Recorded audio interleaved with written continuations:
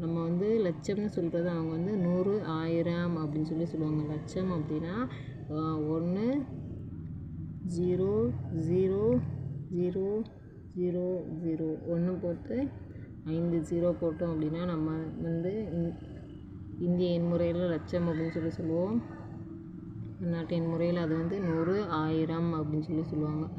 நம்ம வந்து இந்திய எண்முறையில் 10 லட்சம் அப்படின்னு சொன்னோம்னா அது வந்து லட்சங்களில் சொல்லுவாங்க. ஆனால் பன்னாட்டு எண்முறையில் அது வந்து மில்லியன் அப்படின்னு சொல்லுவாங்க.